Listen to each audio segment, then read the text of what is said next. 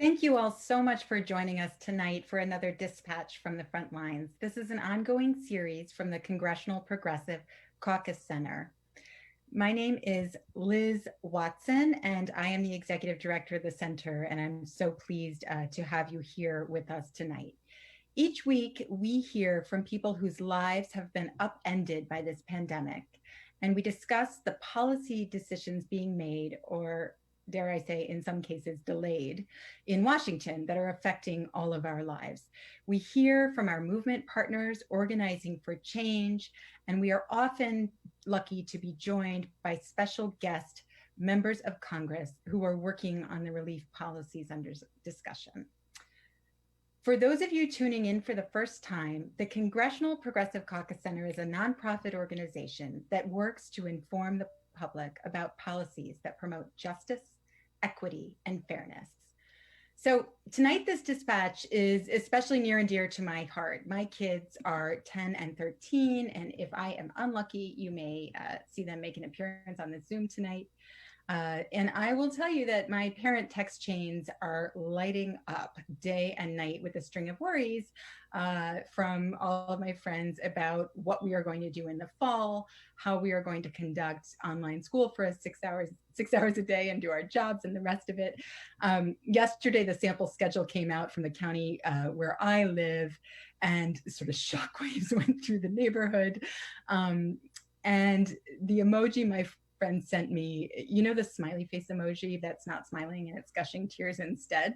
I thought that sort of summed up where everyone is, right? But this is what we need to do in a pandemic to keep our children safe and to keep our educators safe. There are no great answers at the moment. And I know that my family and our neighbors are better off than so many others. You know, the problems that we're talking about are really small potatoes in comparison to what millions of parents are facing who can't work from home, especially those in low-wage jobs who are disproportionately Black and brown workers and disproportionately women and women of color, and so many families who've lost their jobs. There are millions who don't have reliable internet access, safe housing, or an income to rely on. So it's an understatement to say that our childcare system and our education system have been thrown into crisis by this pandemic. So this past spring, millions of educators followed health official advice. They turned on a dime. I was floored by our teachers' response when the schools closed. You know, we're in the midst of a pandemic that had all of us struggling. And yet these teachers, with no notice whatsoever, created an online learning program in just a few short weeks. It was nothing short of heroic. But the existing inequities in our education system and the policy failures of our administration in response to this pandemic have made it incredibly difficult for many children to truly benefit from online learning. Millions of students from big cities to tribal nations don't have access to high-speed internet or a laptop to log on to classes at home. Overcrowded classrooms and underfunded districts present major health risks, especially for Black and brown students.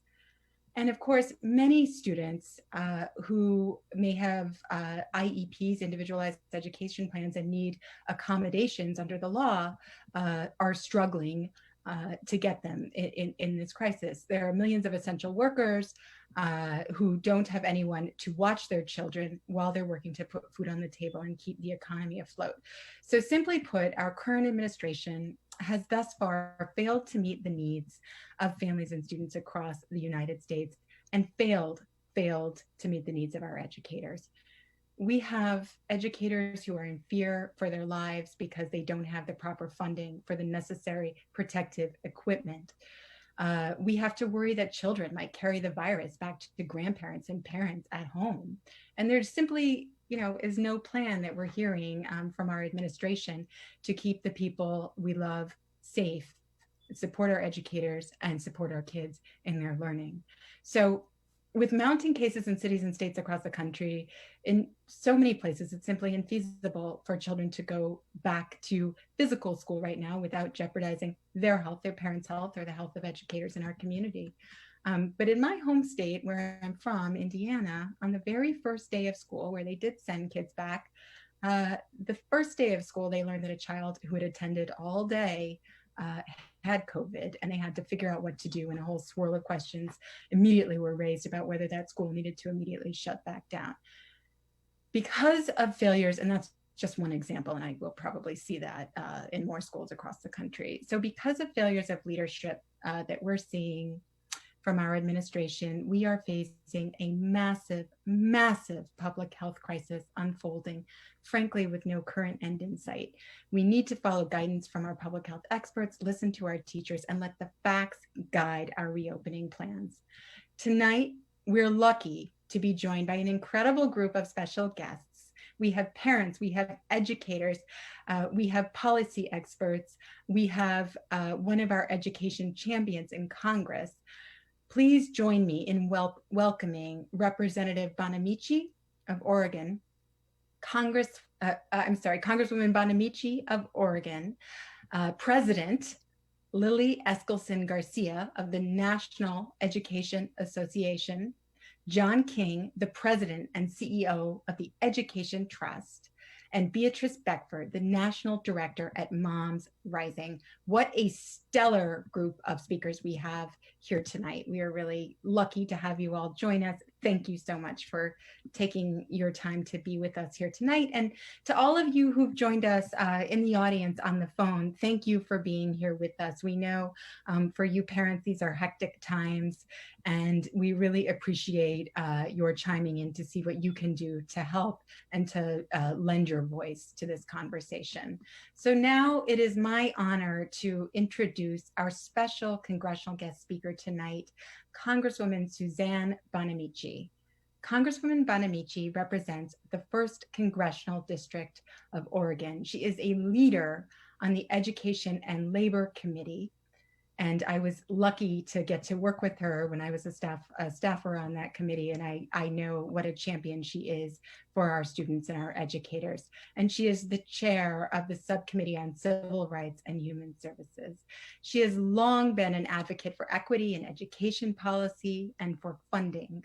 Congresswoman Bonamici is a strong champion in Congress who fights for rebuilding our crumbling school infrastructure and investing the billions of dollars that we truly need to ensure that our schools can reopen safely and that our educators and our kids can be safe. So, Congresswoman Bonamici, first, thank you so much. I'm just thrilled to see you, and thank you for joining tonight. Thank you, Liz, and thank you to the center. It's an honor to be here with such esteemed guests tonight for this really important conversation.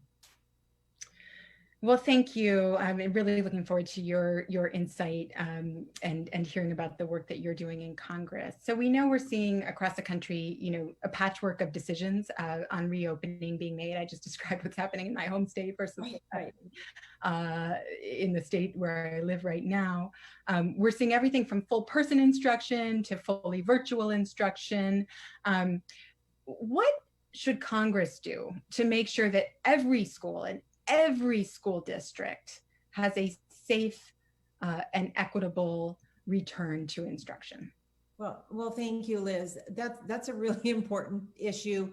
And I want to start by saying that, our public schools were already facing significant challenges in Oregon and across the country before the coronavirus pandemic, with lack of funding. You mentioned the crumbling infrastructure, large class sizes, and the pandemic has exacerbated so many of those inequities we've seen with technology and lack of access. And I've been speaking with families, with educators, with students, with counselors, and school psychologists. I tell you right now, it's really tough for parents because they're trying to balance, you mentioned that, balance for those fortunate to be able to work at home, balance with remote learning for their children. It's stressful. And yesterday I spoke with an educator here in Northwest Oregon about what might happen over the next couple of weeks with the schools preparing to open. She said they're terrified. It is just a time when there is so much uncertainty. We know that districts and schools were getting technology out to, and you mentioned, I was so impressed with how educators stepped up and moved to remote learning quite rapidly. But we know that a lot of students are just not connecting. I spoke with some counselors who said, we're losing track of students we need to keep in touch with. So this is really about equity. And with that equity lens and the concern about making sure that all of our public education, all of our schools, all of our students have access to safe, quality public education, we need to talk about how we reopen schools based on science, based on local conditions, based on public health guidance, and not on politics or fear of risking federal dollars. I was very critical of the administration for threatening to take away federal dollars from schools if they don't open on the Trump administration's timeframe. They don't get to decide when schools open. Also the comment that the guidelines are flexible, that doesn't work. So we know we need significant investment. We know that, and there was some already, but we know there is more that's needed to make sure that our schools and our school districts have what they need to provide that safety, that equity to the students, but also keep everyone in the school safe. There are educators and staff there too. So we know with the investment that was made in the CARES Act, we know that's not enough. The House passed the HEROES Act, which is a good amount of money, but the Senate hasn't acted yet. So it was $13 billion in the CARES Act. HEROES is $915 billion for state and local governments, which is critical because so much of school funding comes from state and local governments and their revenue is way down. So we need to fill those gaps. And we do that in the HEROES Act, which the House passed again in May, with an additional $58 billion investment in K-12 schools. That's in addition to the $915 billion. So those investments are important. We need also to know that school meals are important, and I've co-sponsored along with Chairman Scott from the Education and Labor Committee, the Pandemic Child Hunger Prevention Act.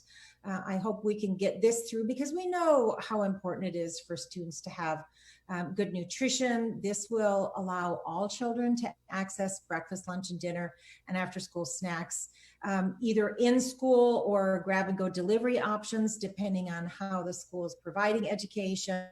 This is especially important now that schools are struggling. So we need those resources to fill the gap from state and local funding, but also to provide that additional funding specifically for K-12 education so our schools can do what they need to do to keep our educators and our students and the staff safe. And again, this needs to be based on science. It needs to be based on recommendations of our healthcare providers and on local conditions and be made at the local level. Providers and on local conditions and be made at the local level. Thank you, Congresswoman Bonamici. And you mentioned that, frankly, it costs money. We need real federal dollars invested, and I appreciated you're actually putting some dollar figures out there about what needs to happen. Can you say a little bit more about what sorts of investments, what those investments would cover in terms of the kinds of safety measures? We know that schools are workplaces where, and you just said this, we should not be asking educators to put their lives on the line to teach our kids. It is unfair and it is unjust. Absolutely. Well, when we're looking at the health and safety of students, teachers, staff, and families, making that a priority, we need to respond. In fact, this is true for all workers. We need to have some workplace protections and some standards in place. We know that reopening needs to incorporate the feedback of educators and families and students and staff. And get their input. Again, I was talking to an educator yesterday who was telling me about one of the plans where they had, of course, we need the physical distancing. And she said once they had the classroom taped off to show there was no place for the teacher to be because every space was there for spreading students out. So we need to get that input, have those protections, have the physical distancing. I don't say social distancing, it was physical distancing between students, but we also need more PPE, that personal protective equipment. We don't have enough right now. We need sanitation supplies to make sure that the schools can stay safe. And then we need to have flexibility for staff, for educators and staff who are at high risk. If they are sick or if they have been exposed, they need to be able to stay home without fear of consequence. So we need to have those protections for our workers. There's a COVID-19 Every Worker Protection Act that will help establish these standards to keep workers safe. We included that in the HEROES Act with additional funding for OSHA, or the Occupational Safety and Health Administration, because without standards, we won't have the confidence that we need to send our students and educators and staff back into our schools. And I want to say, that Donald Trump said that coronavirus is just going to go away. It's not. He said that children are almost immune. They're not. And I can't imagine what it must feel like to be a parent who lost a child to COVID-19 and hear that comment. Our students are not guinea pigs. We need to make sure that they are safe when they go back to school. Of course, we all want schools to open. We know that our public education system is there to provide learning opportunities for all. I share the concerns of so many who are worried about the disruption in learning because of the pandemic. But the worst thing we can do is to send students and staff in when they are not sure they're going to be safe. So all of those are important protections. And then there's something else too that I need to mention, and that's childcare. Our childcare system was already struggling before the pandemic. Every county in Oregon was a childcare desert, and that's true in many places across the country. One slot for every 3 kids who need care. And importantly, it's too expensive when families can find it. And the people who work in childcare often make wages that are so low, they can't afford childcare for their own families. We absolutely need to fix the childcare system and support it, because without childcare, there will be no economic recovery. We know a lot of educators are parents as well. And if they can't go back to work without confidence that their children have a safe place to be, we won't be able to have our schools and our economy fully open. So I'm pleased to report that the House has recently passed the Child Care is Essential Act, a $50 billion investment, which I note is less than we paid to support the airlines. And these are our children at stake, that will go to our childcare providers to make sure their facilities are safe and to raise the wages of the people who are working, doing this really important work of taking care of the next generation. And I tell you, this is a good investment. Investing in our youth in high quality early childhood education prepares them then to be ready when they enter the K-12 system. So it's a very good investment. And then one more thing I want to mention in addition is, as you talked about, Liz, the infrastructure, the school buildings. Many schools were already struggling, falling down, lead in the water. They don't have good HVAC systems. So we have the Reopen and Rebuild American Schools Act that we actually passed in the House as part of our big Moving Forward Infrastructure Act. What a message it would send to our students and our families if we can get this infrastructure, school infrastructure done and make our schools safe places for everyone, even more important now with coronavirus. So all of those pieces are important to making sure that our schools are safe and healthy for everyone who's learning and working in them. Congresswoman Bonamici, thank you so much for lifting up so many, different solutions. It's not, there isn't sort of a single solution to this crisis. There are a lot of different pieces that we need to move at once. And I know you have been, absolutely a champion well, long before the coronavirus crisis hit, but a champion for addressing the inequities in our school system and for lifting up the childcare workforce and the need to assist parents with being able to afford high quality childcare. So, Absolutely. just I want to just mention one of the particularly galling things that I heard about kids, and the idea of sending kids back to school no matter what the conditions were was the notion when Betsy DeVos said that our children are stoppers of COVID-19. Uh, my children will not be used as stoppers. Thank you. So that's just my public service. Oh, absolutely. That does We not need work. these decisions to be based on science, not science fiction. So, Exactly. when we look at Liz and everyone, we look at the legislation that the House has passed from the HEROES Act to rebuild America's schools, and we're working on the pandemic child hunger bill. All of these things can create a better future, and that's what we want for our children and grandchildren. We want to create a better future for them. And I just want to reiterate what a good investment it is. This is the United States of America. I mean, look at the places where they've tried to open up too soon, like you mentioned in Indiana, and we see serious problems. It's not that we don't have the resources, it's a matter of priorities. Our children, our public school system, our educators, those need to be priorities for a better future for everyone. Thank you, Congresswoman. And thank you so much for joining us for this conversation Happy to. tonight. Thank And you. we'd love to, if you're able to have you stay on, and there's going to be some Q&A if you have to hop at some point. I'm happy to stay. Thanks. Thank you. Now I am thrilled to introduce our next speaker. It's so wonderful to have you here with us, President Lily Eskelsen Garcia. President Eskelsen Garcia is the president of the National Education Association, the nation's largest labor union. President Eskelsen Garcia began her career in education, as she likes to say, as a school lunch lady, and now leads a professional association of 3 million educators. So that is a really large union, and has been leading the charge on plans around safety and health and school reopening and bringing educators' voices to the table.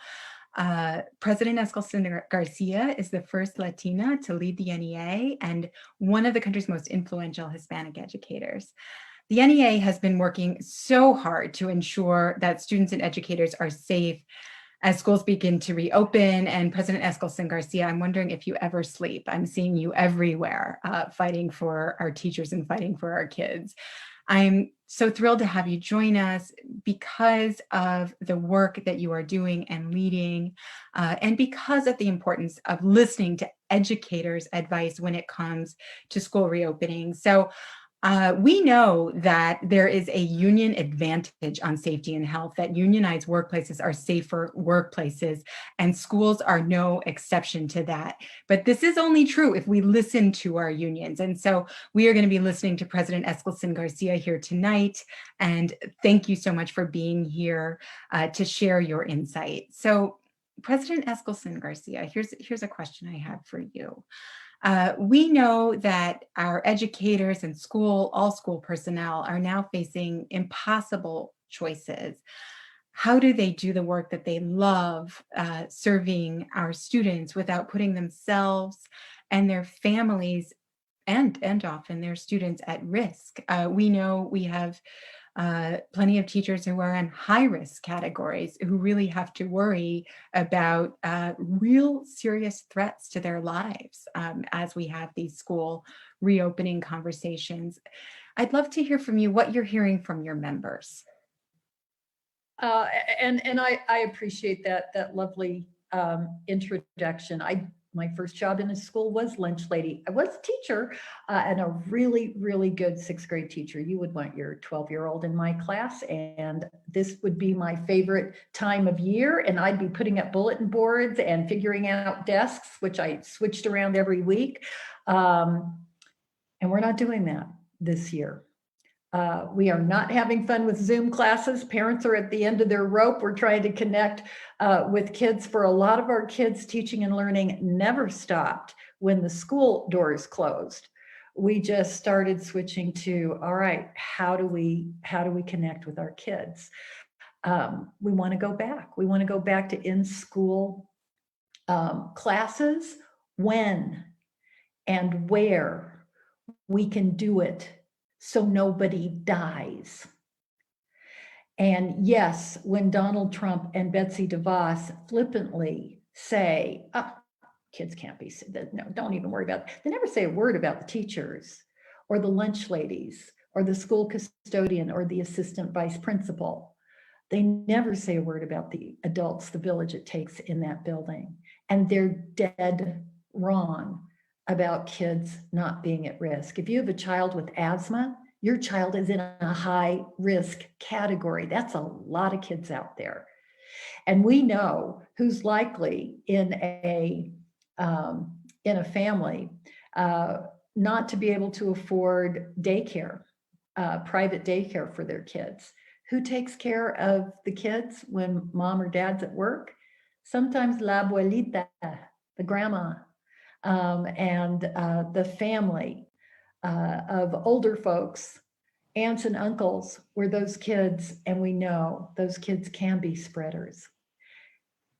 A kid coughs at the back of my room, and I had 39 sixth graders one year. 39 sixth graders, not a fun year for me, and not a healthy year pre-pandemic. But if a kid coughed, I knew I was going to get 3 kids colds every year. I knew it. I signed up for it. I get it. Now a kid coughs at the back of the room, and I end up in the ICU. A kid coughs on his friend, and that friend goes home and hugs grandma. People can die. It's a pandemic. Look at the thousands and thousands and thousands of people who have died, millions now, who are infected. And one of the number one questions we're getting from our members, these are the family of educators, teachers, librarians, the school nurse, the school secretary, the custodians and lunch ladies, all of the folks that it takes to serve those kids. They're asking us if we have wills, like forms that we can send them. They're making out their last will and testament instead of putting up bulletin boards. School districts are actually putting together standardized protocols for when the next teacher or student dies from COVID. You want to talk about trauma? Talk about a teacher who doesn't come back to school. And we are absolutely worried about our kids falling behind. I do a lot of media, and some reporter will say, but aren't you worried? You know, like you need to go back to school because aren't you worried about the kids falling behind academically? Aren't you worried about their social, emotional health? I'll tell you what we're worried about, because we're worried about all of the above, and we don't want a child to die. Reading and writing and arithmetic? Yeah. Social emotional development? You bet. Health and safety gets sacrificed in a global pandemic so kids don't fall behind. It is impossible to talk to some folks about what's at stake. So it's life and it's death.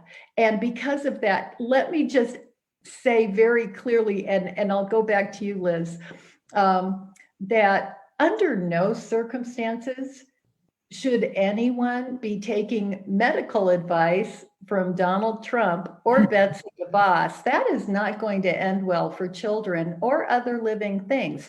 So please listen to me when it comes to getting your kid to love reading and not be able to put their homework down. Your kids will do well. In my classroom, I am an education professional. I am not an infectious disease expert. I know what I know, and I know what I have to depend on other people to teach me. And so we're listening to those medical experts.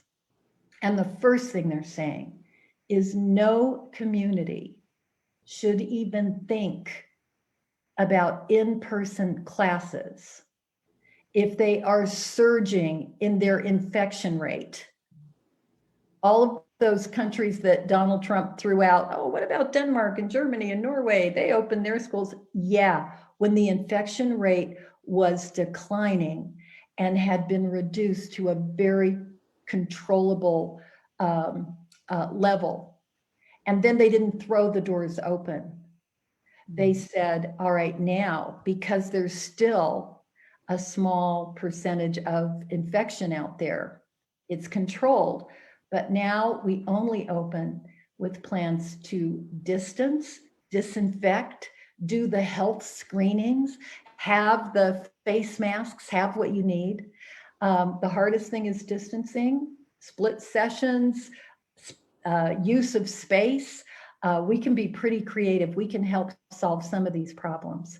But now, with the virus surging all over this country, how in the world do you look a parent in the eye and say, we're going to open the doors, you're going to put your kids back in Miss Eskelsen's classroom, 39 of them are going to sit there. And we're kind of sort of hoping that nothing bad happens. You will turn that school into a super spreader. Those kids will take it back to their homes. They will infect teachers. Teachers will infect other teachers. We're members of the community. All of us are at risk for having this and not having symptoms. People will die if we do this wrong. People have died in places like Arizona where they did it wrong, where they listened to a politician instead of a doctor, instead of a teacher. We're not going to let this happen. And we are going to do whatever it takes to keep our students and their families safe, to keep us and our families safe, because that's the way you protect the entire community. I think we owe you all at the NEA a big debt of gratitude for fighting for our kids and their teachers to stay safe, because you're right that what we are talking about right now is life and death. And of course, as a parent, I care about social emotional and I care about my kids' academic achievement, but you know what I really care about? I care about keeping my kids and their teachers alive. And it's not theoretical at all. I mean, as you pointed out, people have died. And I remember reading it just made the tears just flow down my face, an article about the New York City school personnel who died right at the start of the COVID pandemic before New York City shut down schools. And dozens and dozens of school personnel lost their lives because of the pandemic. And this is what we will see again if we are not careful and prudent in the way that we reopen. So, I mean, those are the stakes, life and death. And I just am so glad that, NEA is really out there fighting for our kids and for their beloved teachers. I think it would be really wonderful to hear President Eskelsen Garcia. We heard from Congresswoman Bonamici about, some of the funding that they're trying to get through Congress to support our schools. What do you need in the way of support from Congress? I give all praise and thank you for the HEROES Act. Please send us some heroes, please. And who didn't notice that when it went to the Senate, that the Senate jumped up and went right to vacation. They went on, you can't make this up. They went on vacation as if, so right now the Senate is, and Donald Trump and Betsy DeVos and all those people that said, it's a hoax, don't worry about it, it's okay, kids are immune. The ones that raced, and by the way, we supported the help that went to businesses and to workers. We supported that. But I noticed it took like 15 minutes for them to go, the business community needs some help, and There it was. Public schools, public services need some help. Well, now let's talk about that. There is no way that any district could have predicted this. No one in the universe predicted this. So someone that said, well, you know, your local government, your school district, they should have been putting money away for a pandemic that closed down no, nobody knew that this was going to happen. There is no budget for the disinfectants, for the masks, for spacing kids. That's going to take, we're going to need some paraprofessionals. We're going to need all hands on deck. We're going to need that school nurse, that school librarian, that school secretary.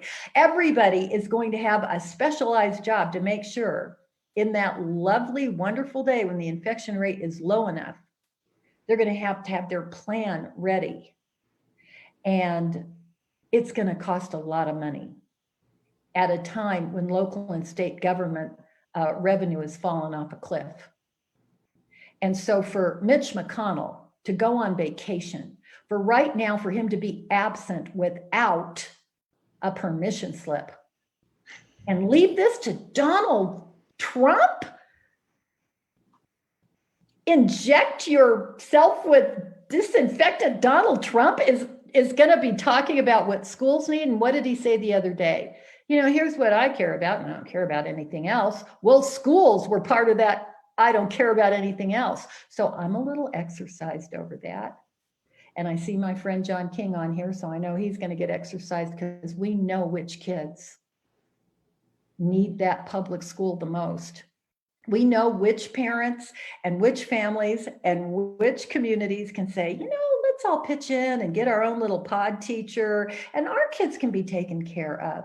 And we know which kids don't have mom and dad in the home to supervise them because they are in the service industry. I have teachers that know the names of kids when it's like, we were trying to figure out virtual learning with families where the technology in the home was mom's cell phone. And she had to take it to work with her because she was an essential worker stocking shelves in a grocery store. We know which kids they don't care about. They should have been rushing those heroes straight to us. If they passed it tomorrow, it wouldn't be in time to open the thousands and thousands of schools that needed it yesterday, that needed it last week. They had put these kids on a shameless pause as if we could do that. So we need everything. We need the technology and the broadband for families that can't afford it. We need the services and the instruction for our students. And if it's not safe in that classroom, and the vast majority of schools, the community is not safe enough to open the doors of that school building. But teaching and learning and services must continue for our kids, especially those whose parents cannot afford to fill in the gap. For so many of our kids, that school nurse is their primary care physician. So how are we going to make sure that they get what they need? We can be pretty creative, but we are mad as hell that once again, we have been left holding the bag to figure this out. Now, I will end with this. I said some bad words. I'm so sorry. You know, it just came out. For a reporter who looked at me and said, okay, Lily, so we know that the Senate's not really doing something. We know that Betsy DeVos and Donald Trump said, we're not sending you any help at all. We know that you're not going to get what you need from politicians. And then asked this question.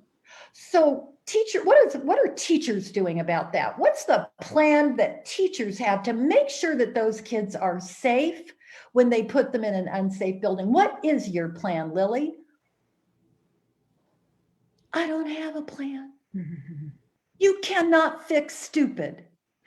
These people have been complete idiots from day one in saying, we're not even going to acknowledge that we have a problem. We're not going to fix this infection. It'll go away on its own. So they've made stupid decision after stupid decision. And here we are, ready for the first day of school. And a reporter has the gall to ask teachers, so what are you going to do to make sure our kids are safe? We do not have a plan to fix the incredible, tragic response from so many leaders who should have known better. And they would have known better if they had listened to the professionals that know what our kids need and know how to keep communities safe. So we are going to insist and join forces with parents and advocacy groups and say, you will demand. We, as a learning community, that school community, grandmas and grandpas, we demand that our kids and families and communities and educators are not sacrificed for some political agenda because somebody wants their jobs numbers up.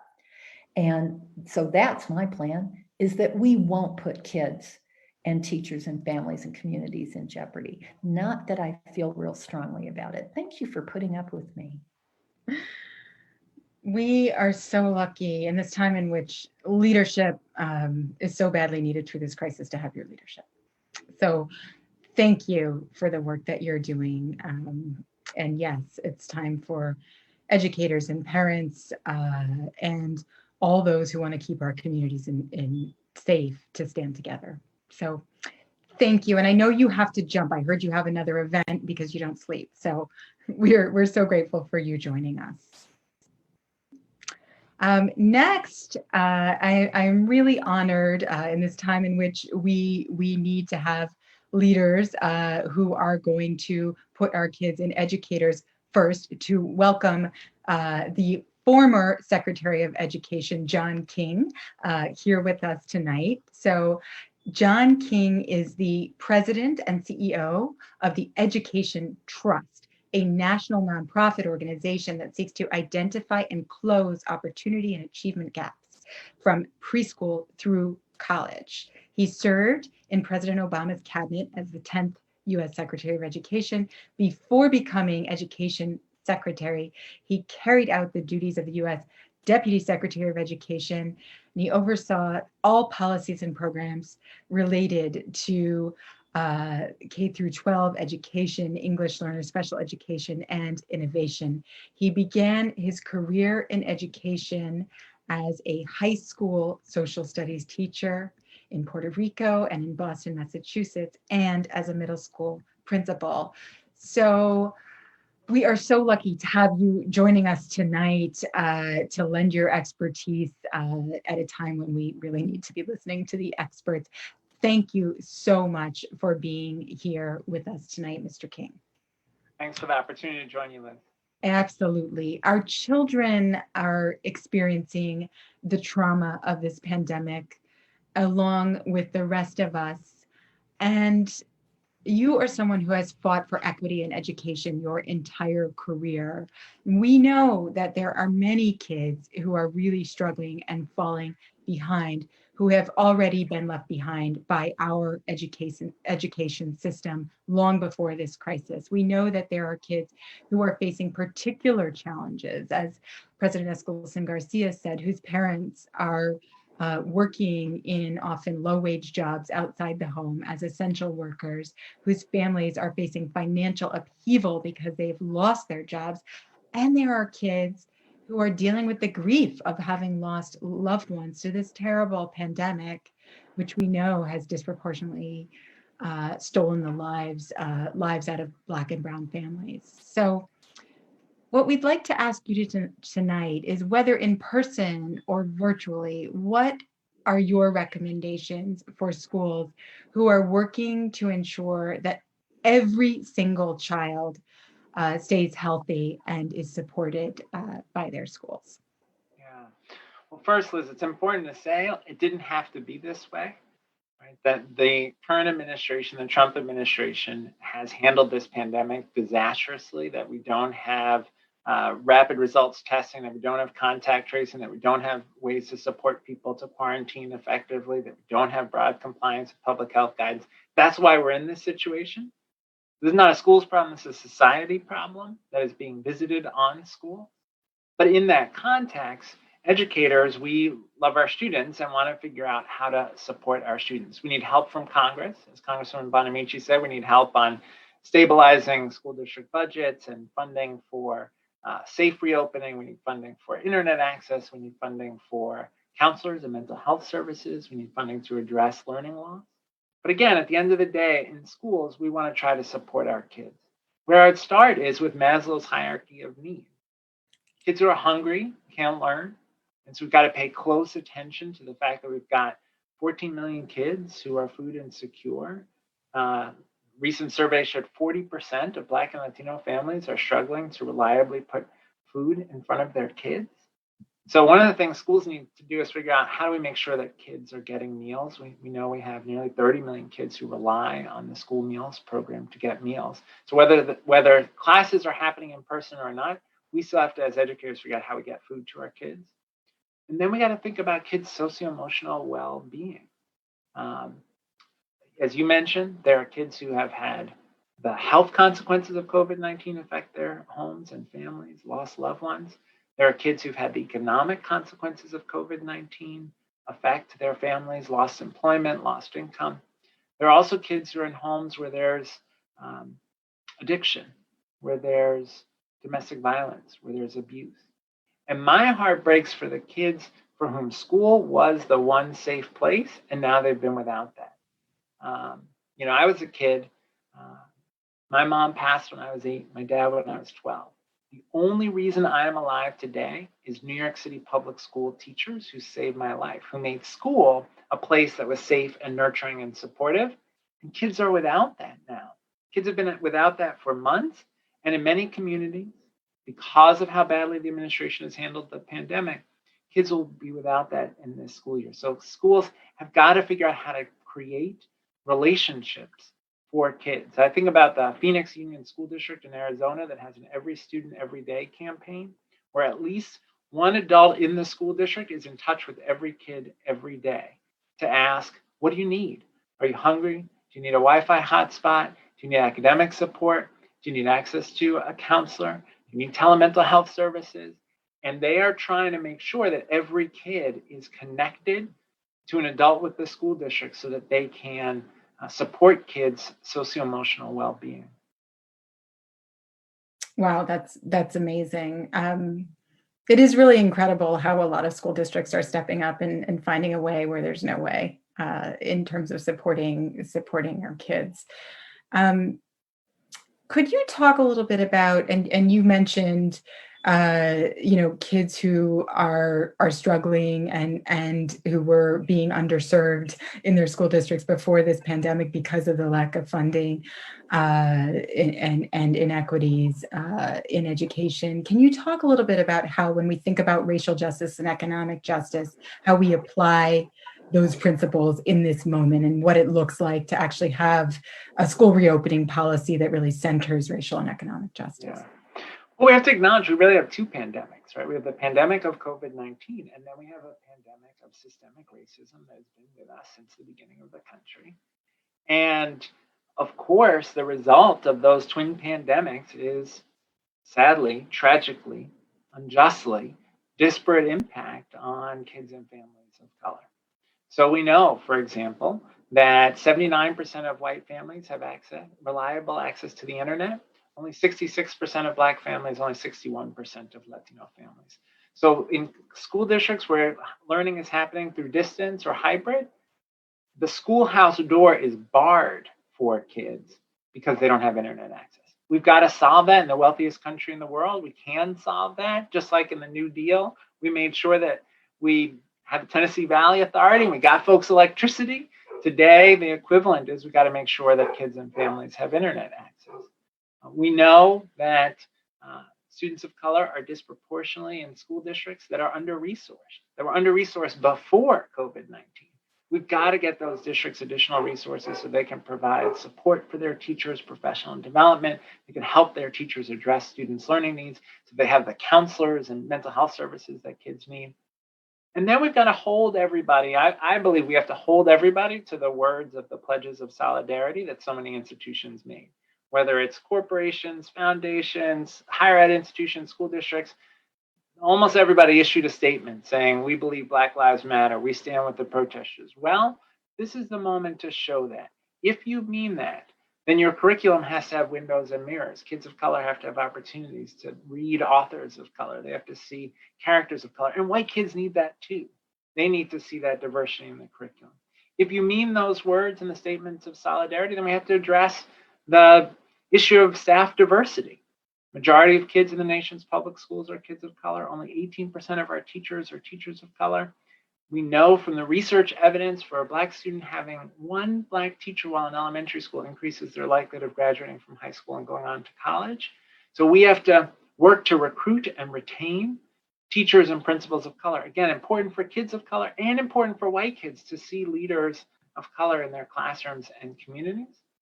If we mean the words in the statements of solidarity, we have to dismantle discipline policies that have a disparate impact on kids of color that result in them experiencing exclusionary discipline. We have more than 15 states where there's corporal punishment, state-sanctioned violence in schools against kids. Right? There's no way to justify that in the context where we truly value Black lives. And so this is a moment where we've got to match the reality to the rhetoric, the doing to the saying. I hope that will happen. Certainly at the Education Trust, we see our job as holding folks to that. And we all have a moral responsibility. We have a moral responsibility to address both pandemics, COVID-19 and systemic racism. Thank you so much, Mr. King, for the work that you're doing to make sure that we are addressing the educational needs of all students, and that, you know, that we are making sure that people live up to their words, right, and their pledges. And the information and resources and research that Ed Trust brings to the table really helps ensure that policymakers are making the best decisions with the best evidence. And that's what we want. And we're so grateful to you and your terrific team for the work that you do every day. So I know this is an incredibly hard time in the space that you occupy, and we're just so grateful for all that you do. I want to turn now. Oh, first, I'm supposed to make PSA. I am told that we have a link which will be appearing soon on your screen, or may already be there, that you can click to share your thoughts with us. And I know that for many of you, this is deeply personal. However you're coming into this conversation. And this may frankly be, if you're a parent, if you're an educator, you may go to bed thinking about this and wake up thinking about this every day, right?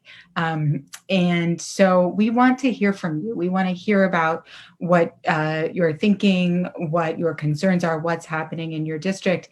Please share your thoughts with us. And now it is really my delight and honor to introduce Beatriz Beckford from MomsRising. Beatriz is the National Director of MomsRising. She has an MA in Women's and Gender Studies from Loyola University and brings 15 years of grassroots and national organizing experience and a noted track record of experienced grassroots leadership, organizing to create a movement for social change. Beatriz is a co-founder of the National Black Food and Justice Alliance and was co-founder and inaugural director of organizing and policy initiatives at the Brooklyn Food Coalition. And Beatriz has worked tirelessly with community members to build strong coalitions and develop strong grassroots leadership. And after hearing about all these esteemed roles, I want to tell you that her proudest role is as mama to a beautifully brilliant 11-year-old and a sweet and sassy 4-year-old, more power to you, who both remind her to love out loud, laugh often, to share, and to resist. So Beatriz, first, thank you so much for being here with us tonight. And first of all, I want to ask how you and your family are doing. And I also want to ask you to share a little bit with us tonight. I know you are an amazing advocate and organizer, but about how this is personally affecting your family as well. Yeah, Liz, thanks for having me. It's an honor to be amongst the esteemed guests. You'll be happy to know that I actually had a shower today. This is a clean shirt, and I do have pants on. They're not leggings, not sweatpants, they are actual pants. So today's going very well.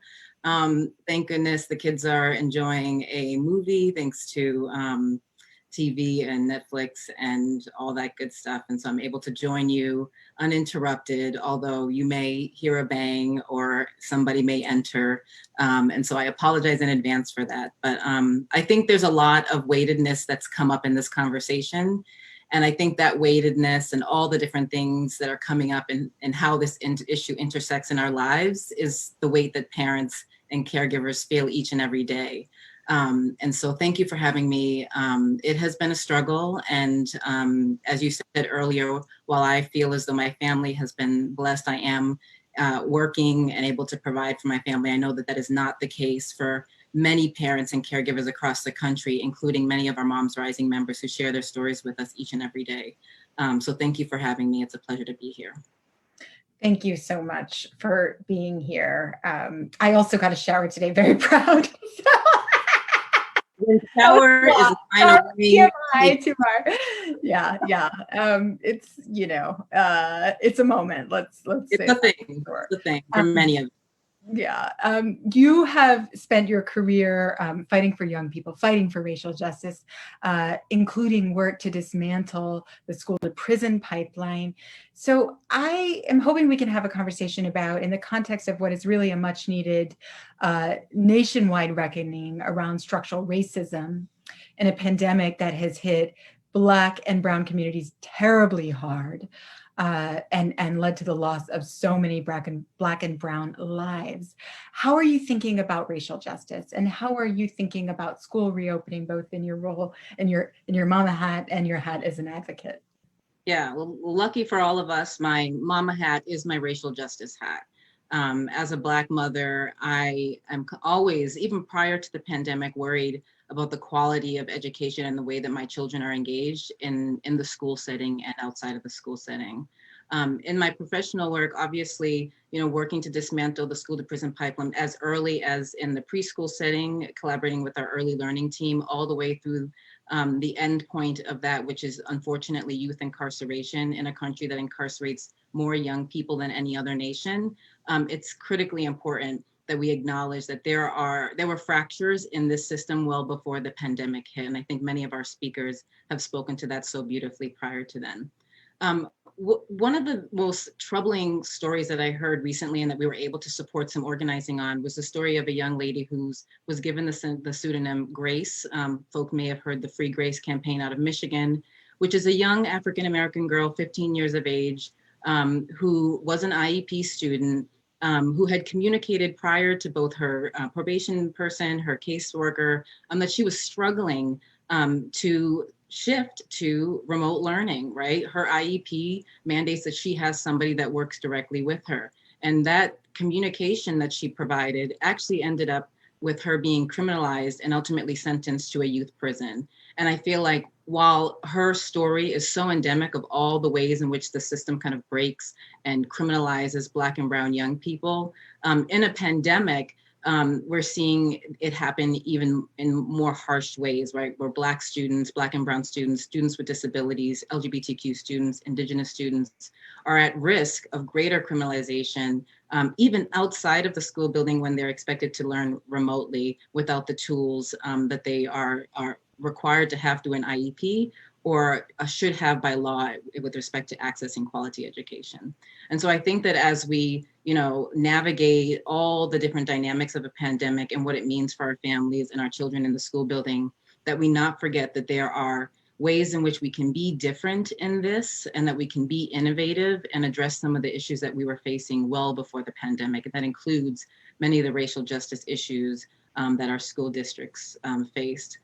Luckily, because of all the different work that's happening with organizations across the country, many of whom are represented on the call, including Moms Rising, there are things that we can do to start to fund schools at the level they need to be funded, so that there isn't this increased dependency on criminalization and increased dependency on police in schools versus, you know, counselors, nurses, I've been hearing from school nurses and school nurse associations that there's too many school districts that are having conversations about whether to open in the fall that are not even consulting with school nurses. This is appalling to have a readily available set of expertise with teachers, educators, medical professionals who all operate within the school building to provide better services and resources for the students so that they all can thrive within that building, and that we're missing key constituencies that can help to shape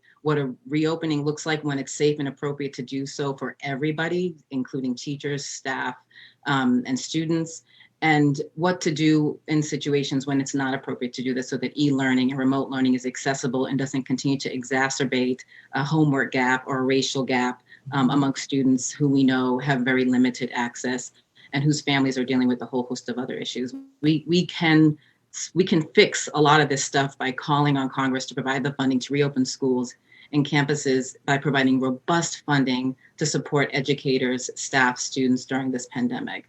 And this includes investing in our education system at least $175 billion to stabilize education funding, at least $4 billion to equip students with hotspots and devices to help narrow the digital divide and close the homework gap, and at least $56 million, as the representative was saying earlier, in direct funding for personal protective equipment, PPE, because we know this is important as well.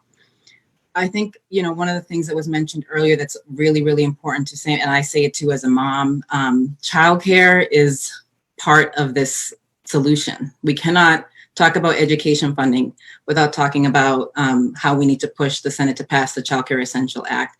$50 billion is not nearly enough. Let's just be clear. If we can give the private jet industry so much more, absolutely, we can give the people who care for our nation's children each and every day tirelessly well over $50 billion. This shouldn't even be a question. Parents are already having to juggle enough. Trying to get Washington to act in the best interest of their constituencies shouldn't be a battle that we have to engage in. And then in addition to that, ensuring that there's equity in our social safety net is an education issue. It's a racial justice issue. It's a childcare issue. It's a mama issue. And we need to make sure that funding that directly goes to schools and childcare facilities contribute to the social safety net as well, including expanding unemployment benefits, passing permanent paid leave, earned sick days, and extending and expanding nutrition programs like SNAP and PEBT, which replaced the school lunch program. Like, we have the solutions that will help support families and parents and moms and dads and caregivers at this time. And we really need Congress to act, because if we've learned anything in this pandemic is that, the ways of doing things in the past are long gone. We have to be innovative, and we have to understand that these issues are intersectional and intersect in ways that need to be resourced so that we can support the families, particularly those most vulnerable amongst us. And we can do this, and we need to continue to push Congress to act so that we get the supports that our families, particularly our vulnerable families, need. I'm based here in Chicago, and as many of you may know, Chicago Public Schools just announced that they will be doing entirely remote learning in the fall. A decision that I think was made respectfully with the support of the amazing CTU, continuing to push for and be staunch advocates for Chicago students and Chicago teachers. And so I respect the decision fully, and I also feel as though it's critically important for school districts like Chicago and San Diego and Los Angeles that are making the decisions to go remote to protect their teachers and students, as large school districts with a whole host of dynamics that could play out in a pandemic, be able to access resources at the federal level and not be restricted from those because they make the decision to follow the advice of professionals, medical professionals, and go remote.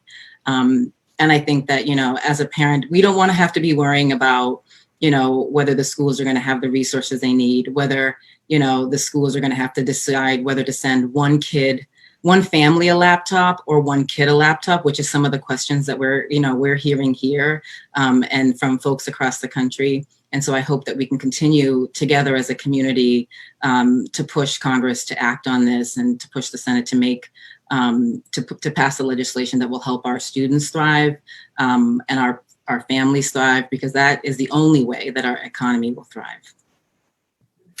Thank you so much. And thank you for your advocacy for what we need in the way of supporting our educators and supporting our kids in this moment.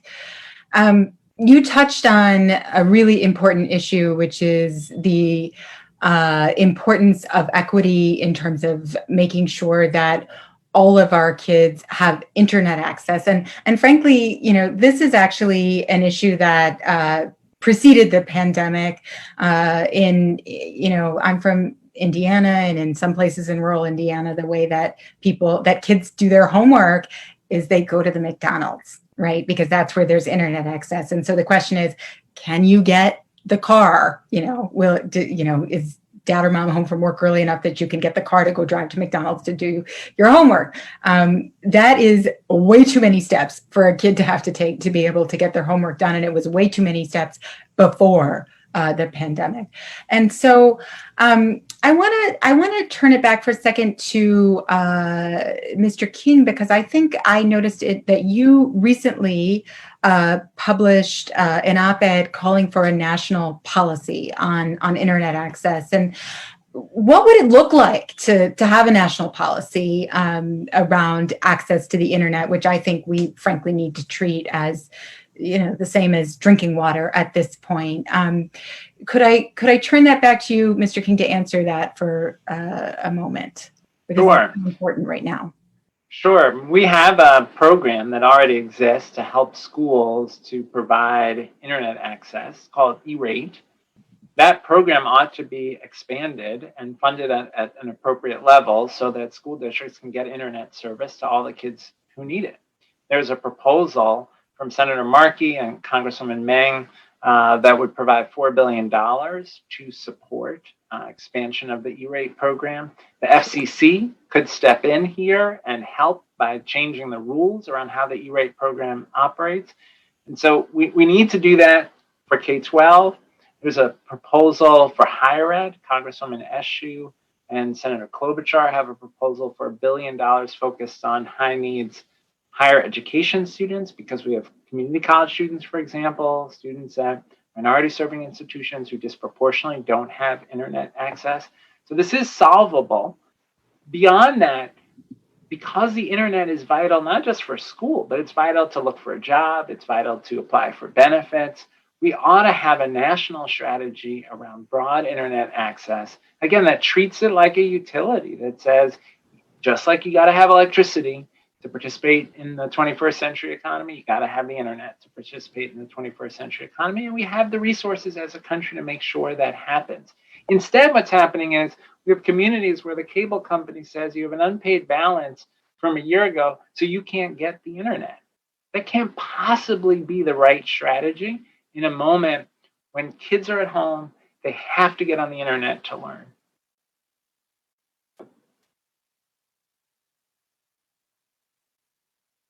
Sorry, I'm so glad you're fighting for that policy. We need to treat the internet right now as a public utility. We needed to do it before, and we're behind, and we need to do it immediately. Congresswoman Bonamici, I'm going to turn the next question to you. We have a question coming from Oregon, from Betsy, who would like to hear about what schools can do to serve special needs kids in this pandemic. And I will add, it would be wonderful if you could talk to us about what the rights are of kids who have special needs in this pandemic, and how we can make sure that their needs are being met, and which is, very difficult, often in a virtual environment, and something that I know so many schools are stepping up to the plate to do. But it would be wonderful, Congresswoman Bonamici, if you could talk a little bit about the framework around that. Thank you, Liz. And thank you, Betsy, for that question. It is particularly challenging for so many students during the pandemic. It's one of those areas, again, where the pandemic has exacerbated already existing issues. We know, for example, that the Individuals with Disabilities Act, IDEA, has never been fully funded. And so with that lack of funding to begin with, and then with the needs, it does make it even more challenging. And we certainly need to work with our educators, our special ed educators, our districts, to find out what they are doing. And I've spoken with some educators and counselors who said they're trying to reach out to make sure they can meet the needs. But we also have here in Northwest Oregon the same challenge we were just talking about. Not everyone has connectivity. And so even losing the ability to connect because you don't have internet is a challenge. And I know some of the districts are trying to work out deals with some of the companies to provide internet, and it's ostensibly free, but then if they go over a limit, then they start getting charged. So we have to be really careful about that as well. I'm happy to report that there is some bipartisan support for rural broadband and making sure that we have broadband access. But the needs of all of our students need to get met, especially the students with special needs. And it is, I'm not saying I have an answer for you exactly, but I know that if we have that funding, if we have the IDEA funding, if we have the K-12 funding, if we are making decisions based on science and what's best for our students and what's best for our educators, that is going to be what's best for every student, including students with special needs. And we can't make exceptions and say, well, some students we're going to take the risk and bring them in, even though they may benefit more from being in an actual classroom rather than remote. So it just calls on us even more to help fill some of these equity gaps. I was really glad to hear Beatriz talk about some of those, as well as Secretary King. And I think I want to add here that both Chairman Bobby Scott, of the chairman of the Education Labor Committee, and I are so committed to addressing these equity gaps, particularly in the K-12 system, but even starting with Black maternal health disparities. Those exist and need to be addressed.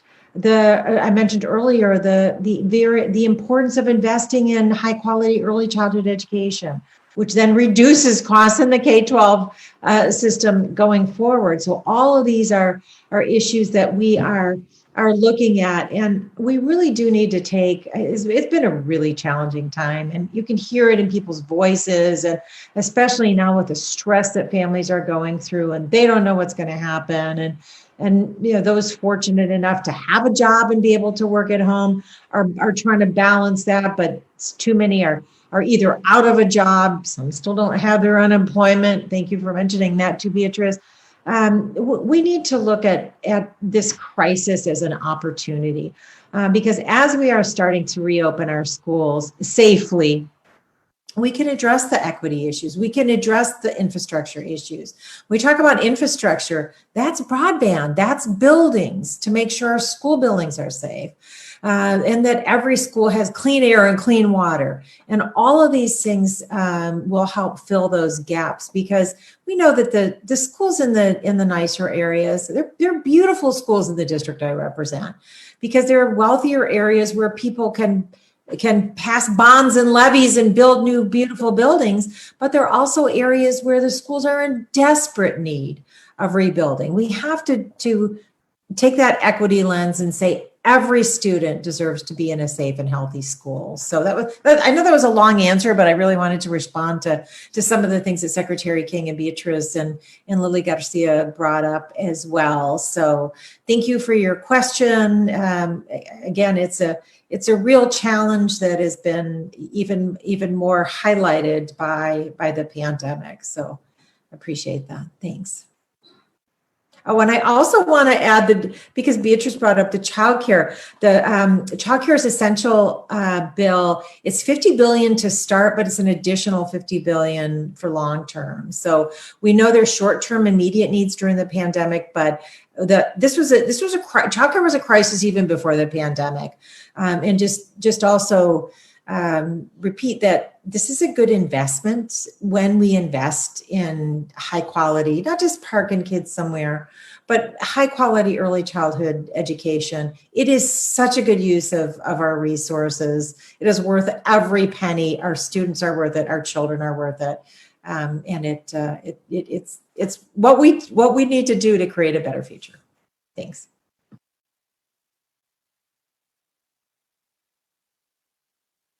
Sorry, my dog likes to bark his way through these things, so I had you all muted for a moment.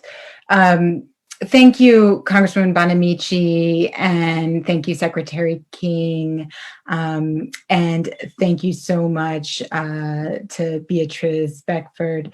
I think one of the things that all of you pointed out in a through line of all of your comments, as well as President Eskelsen Garcia's comments, right, is that the solutions are there if we are willing to make the investments that we need. And Beatriz, I so appreciated that you made the connection to the need to solve a lot of disparities that existed before this pandemic. The school to prison pipeline that we discussed. I appreciated that you made the connection to things outside the education space that are going to be critical to keep our kids safe. Unemployment benefits, the lifeline that we need to ensure that families can continue to receive at a livable benefit level in order to make sure that kids don't go hungry like we know so many are right now in the United States. I mean, it's harrowing to think about what families are going through, and I know that there are solutions on the table. There are solutions that we've seen in the HEROES Act, and we really need action.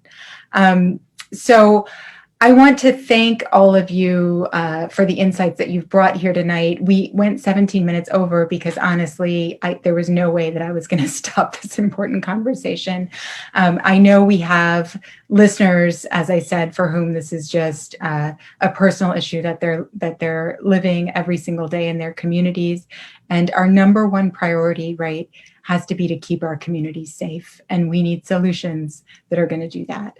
And that's what we're here to do. It is so refreshing to have a conversation where the facts and evidence come first. So thank you all so much for leading that. Thank you for leading the charge and for everything that you bring to this really just critical issue. Here we are, it's back to school time. We need a plan, and we need to see from our administration a national plan. We know this pandemic doesn't know borders of cities or states, right? We need to have a plan that actually keeps our educators, keeps our kids, keeps our families safe. So thank you all for being a part of pressing for those solutions. And thank you to the wonderful folks who've been with us here tonight. Special shout out to the CPC Center team that is so terrific and puts on these programs every week. You are phenomenal.